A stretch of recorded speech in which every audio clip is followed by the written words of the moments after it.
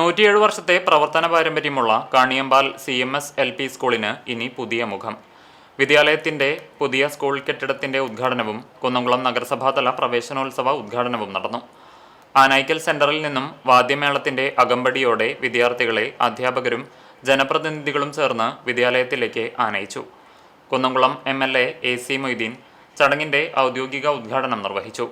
School അങ്കണത്തിൽ നടന്ന പൊതുയോഗത്തിൽ corporate manager reverend E. Johnson George അധ്യക്ഷത വഹിച്ചു. കുന്നംകുളം നഗരസഭ ചെയർപേഴ്സൺ സൗമ്യ അനിലൻ മുഖ്യപ്രഭാഷണം നടത്തി. കുട്ടികൾക്കുള്ള പുസ്തക വിതരണോദ്ഘാടനം വിദ്യാഭ്യാസ കലാകായിക standing committee chairperson Arsha Jiju നിർവഹിച്ചു. ചടങ്ങിൽ നഗരസഭ vice chairman PG Jayaprakash, AEO A. Moideen, നഗരസഭ സ്ഥിരം സമിതി അധ്യക്ഷരായ Mini Moncy, Misha Sebastian, ward councillor VK Anoop, local manager reverend Jiji Varghese, school പ്രധാനാധ്യാപിക Sheeja P. Raghavan, PTA president Reshma Jayaram എന്നിവർ സംസാരിച്ചു.